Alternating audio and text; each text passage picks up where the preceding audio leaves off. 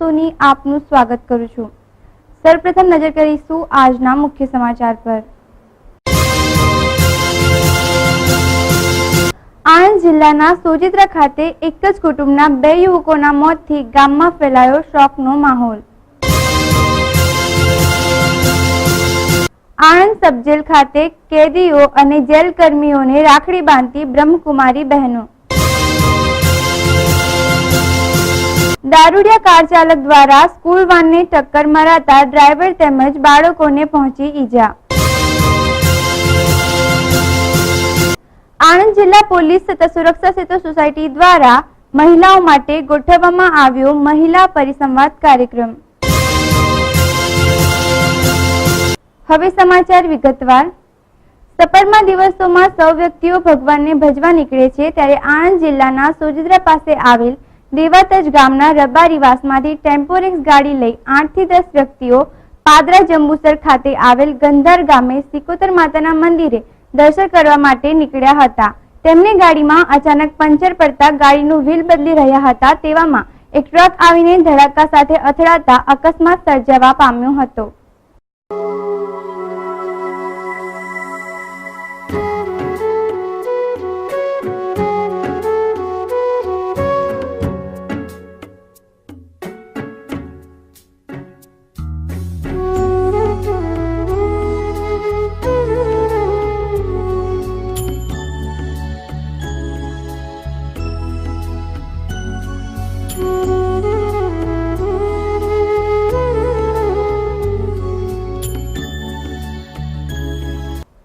બનાવની પ્રાપ્ત વિગતો અનુસાર આણંદ જિલ્લાના સોજિત્રા પાસે આવેલ દેવાતજ ગામના રબારીવાસમાંથી રાત્રિ દરમિયાન ટેમ્પોરેક્સ ગાડી લઈ 8 થી 10 વ્યક્તિઓ પાદરા જંબુસર ખાતે આવેલ ગંધાર ગામે સિકોતર માતાના મંદિરે દર્શન કરવા નીકળ્યા હતા।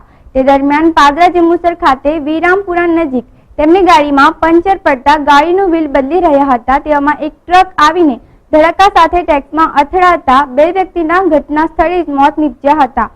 અન્ય 5 વ્યક્તિઓને ગંભીર ઈજાઓ થતા તેઓને 108 દ્વારા હોસ્પિટલમાં ખસેડવામાં આવ્યા હતા। આ લોકો દેવાતજના વતની છે, જંબુસર પાસે ભોરત માતાએ દર્શન કરવા જતા હતા અને ગાડીને પંચર પડ્યું હતું। પંચર કરાવતા સાઈડમાં ઊભી રાખેલી ગાડી તેની દર્શન રસ્તામાં પંચર પડેલું હતું, સાઈડમાં બેઠેલા હતા અને પાછળથી ટ્રકવાળા સીધા જ અમને ગટરમાં મારી ટક્કર મારીને બધાને પાડી દીધેલા હતા અને અમે તે સ્થળ પર 2 માણસો એકદમ સ્થળ પર તો મરી ગયા અને બાકીના 4-5 જણા ઈજા પાકી છે। અમે 2 જણા સ્થળ પર મરી ગયા, 1 જણ સિરિયસ છે, તે મેડિકલમાં દાખલ કરેલા છે।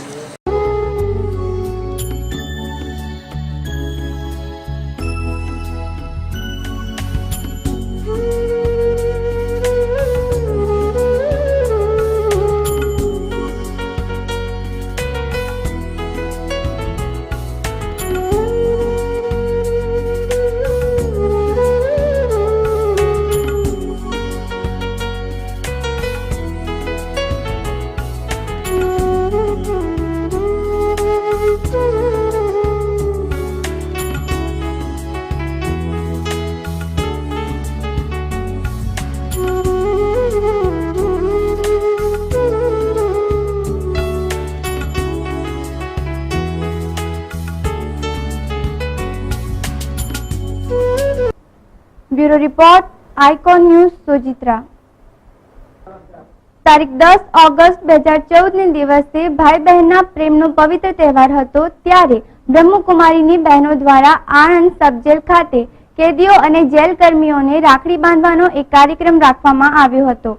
તેમાં આણંદ સ્થિત બ્રહ્મકુમારીની બહેનોએ દર વર્ષની જેમ આ વર્ષે પણ સર્વેને રાખડી બાંધી હતી।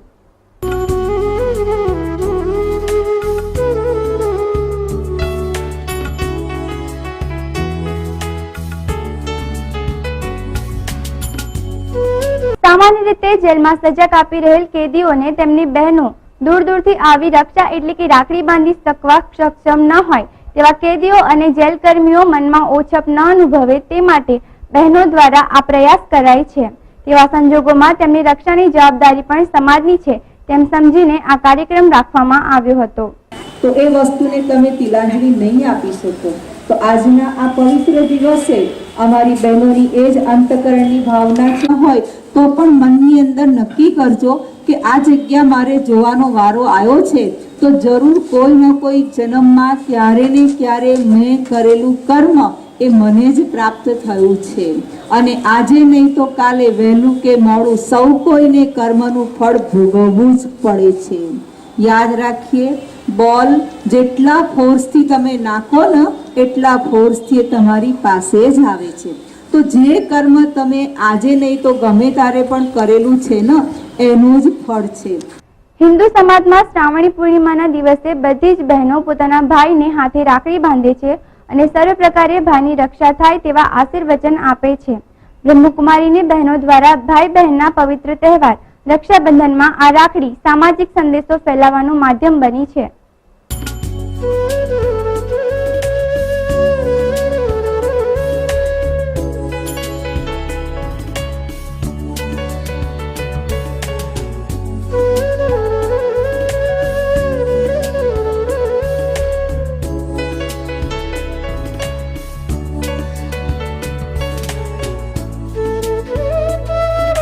આજના પર્વ રક્ષાબંધન નિમિત્તે શ્રી બ્રહ્માકુમારી તરફથી આજે આયોજન કરેલું છે. બહુ સરસ અને સારું કરેલું છે. બધા કેદીઓને રક્ષા બાંધવામાં આવે છે. પિતા બ્રહ્માકુમારી સંસ્થામાં છેલ્લા 40 વર્ષથી સેવા ઉપર ઉપસ્થિત છું.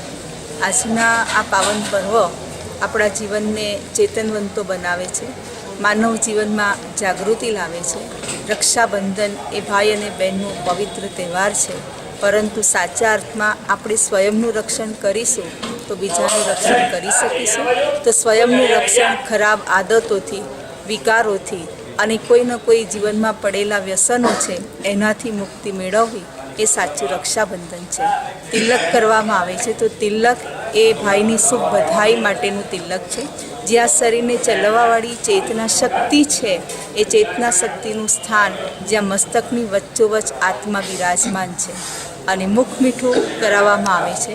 તો જીવનની અંદર આપણે મીઠાઈથી મુખ તો મીઠું કરી દઈએ, પરંતુ મધુર વચન, સત્ય વચન અને ક્યારેય કોઈને કટુ વચન, અપશબ્દ બોલવા નહીં, જેનાથી આપણા જીવનની સદાય ઉન્નતિ થાય છે, આપણું પણ રક્ષણ થાય છે અને આપણે બીજાના માટે પ્રેરણાદાયક બની શકીએ છીએ. તો સાચા અર્થમાં રક્ષાબંધન એ ભાઈચારાની ભાવનાને ઉજાગર કરે છે. રક્ષાબંધન એ પરિવર્તન કરવા માટેનું પર્વ છે. રક્ષાબંધન એટલે સાચા અર્થમાં ધર્મનું પણ રક્ષણ કરવા માટેનો એક તહેવાર છે. એટલા માટે તેને પુણ્યપ્રદાયક પર્વ પણ કહેવામાં આવે છે. અને શ્રાવણ માસમાં આવે છે એ જ સિદ્ધ કરે છે કે શ્રાવણ માસ એટલે શિવની મહિમા. તો શિવ કલ્યાણકારી છે, એમ રક્ષાબંધન કરીને આપણે જીવનને પણ કલ્યાણમય બનાવીએ અને અન્યના માટે પણ આવી ભાવનાઓને ઉજાગર કરતો આ પર્વ સાચા અર્થમાં આપણે પણ પ્રેક્ટિકલમાં આ વાતને સમજીશું તો ચોક્કસ આપણું જીવન પણ બીજાના માટે એક આદર્શરૂપ બની જાય છે. ઓમ શાંતિ. રક્ષા બાંધીને બહેન પોતાના ભાઈના લાંબા અને સ્વાસ્થ્ય આયુષ્યની કામના કરે છે.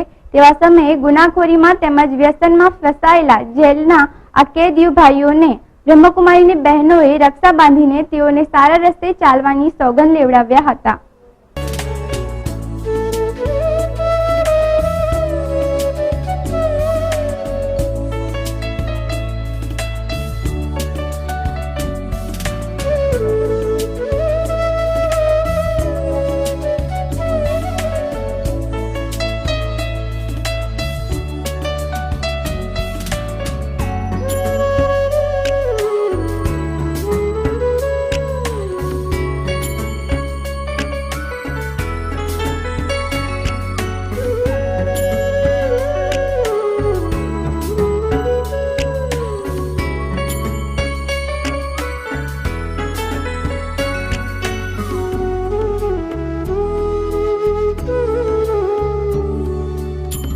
Bureau report, icon news, Anand.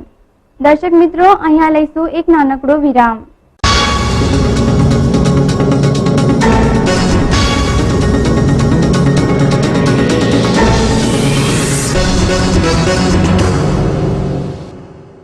$105 acres of lush green campus where students learn to innovate, imbibe technology to build the future. I serve the society while learning. I learn engineering and play basketball too. Welcome to Academic Republic, Charu Sar. It's a campus where learning is fun. It's an institution with a global perspective, Be a part of this community of 5,000 aspiring youth.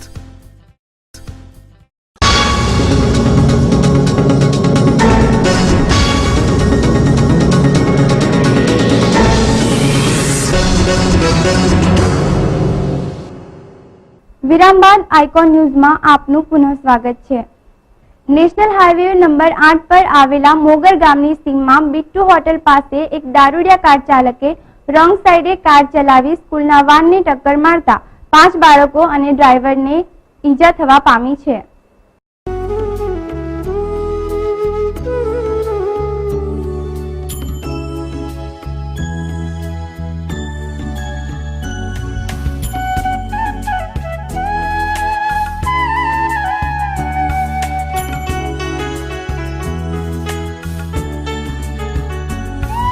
બનાવની પ્રાપ્ત વિગતો અનુસાર મોગર ગામે રહેતો driver Kamleshsinh રાવલજી ગામમાંથી આણંદના DN હાઈસ્કૂલમાં અભ્યાસ કરતા ધોરણ 4 અને 5ના વિદ્યાર્થીઓને પોતાની સ્કૂલ વાનમાં બેસાડીને આણંદ આવવા નીકળ્યો હતો ત્યારે આ ઘટના બનવા પામી હતી.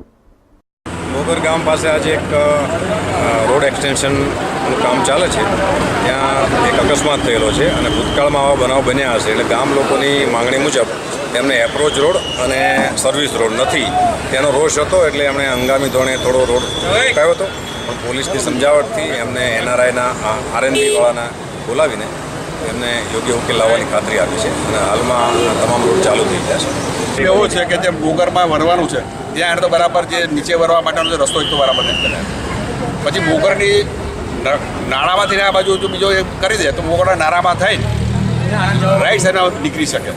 કાં તો બીજો વિકલ્પ એ છે કે આ જે રોડ છે એ રોડ પર બીજા કોઈ લોકો ના આવે અને માત્ર મોગરથી આગળથી જે લોકો નીચેથી આવે છે એ આ રોડનો ઉપયોગ કરે તો થઈ શકે.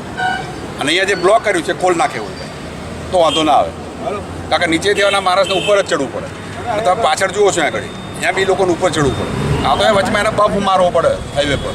રિપેરિંગ ચાલતે પંપ આનો કંઈ વાંધો નહીં, આપણે છે કે હાઈવેમાં પંપ ના મરાય. અત્યારે ત્યાં રિપેરિંગ ચાલતું હોય અને લોકોના 4-5 એ તો ફેટલ થયા ઓછામાં ઓછા. 5 છોકરાના તો પગ ભાગી ગયા, એક બેડાવાળો મરી ગયો બિચારો. પછી વડોદવાળો હતો ભાઈ, એનો પગ ભાગ્યો તે પણ હું છે. મહેરબાની કંઈ ના થાય એના માટે અમે સરકારને પણ કહીએ છીએ, કલેક્ટરને પણ કહેવાના છે કે ભાઈ કંઈક વ્યવસ્થા કરો. આ ઘટનામાં સંડોવાયેલ સૌ બાળકોને ઓછા વધતા પ્રમાણમાં ઈજાઓ થવા પામી હતી. અકસ્માતમાં બાળકોની બૂમાબૂમને લીધે રાહદારીઓ અને અન્ય વાહન ચાલકો એકત્રિત થઈ જવા પામ્યા હતા અને આ ઘવાયેલ બાળકો તથા ડ્રાઈવરને સારવાર માટે આણંદની હોસ્પિટલમાં મોકલી આપવામાં આવ્યા હતા. આ ઘટના અંગે વાસદ પોલીસે કારના ચાલક સામે ગુનો દાખલ કરીને કાયદેસરની કાર્યવાહી હાથ ધરી છે.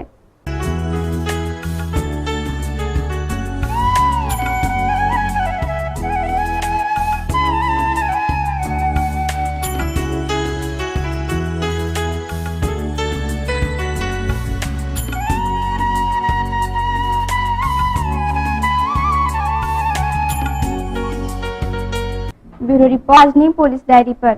આણંદમાં રહેતા નિલેશભાઈ બાબુભાઈ દવે જેઓએ પોતાના ફ્લેટ આગળ સ્ટેન્ડર્ડ નંબર GJ23F517 જે કોઈ ચોર ઈસમ ચોરી કરી લઈ જઈ ગુનો કરેલ છે, આ અંગેની ફરિયાદ નિલેશભાઈએ આણંદ ટાઉન પોલીસ સ્ટેશનમાં નોંધાવી છે. ખંભોળજમાં જીવનસિંહ સોમસિંહ બાવરી જેઓએ મહેન્દ્રભાઈ ટાંક, ઇમ્રતાસિંહ ટાંક, સુંદરસિંહ ટાંક તથા ગોવિંદસિંહ ટાંક જેમને જણાવેલ કે અમારા વિસ્તારમાં ભૂંડ પકડવા કેમ આવો છો તેમ કહેતા જીવનસિંહ પર તલવાર તથા લાકડીથી માર મારી ગુનો કરેલ છે. આ અંગેની ફરિયાદ જીવનસિંહે ખંભોળજ પોલીસ સ્ટેશનમાં નોંધાવી છે. દર્શક મિત્રો, આજના સમાચાર અહીં સમાપ્ત થાય છે. કાલે ફરી મળીશું આ જ સમયે આ જ ચેનલ પર. ત્યાં સુધી રજા આપશો. નમસ્કાર.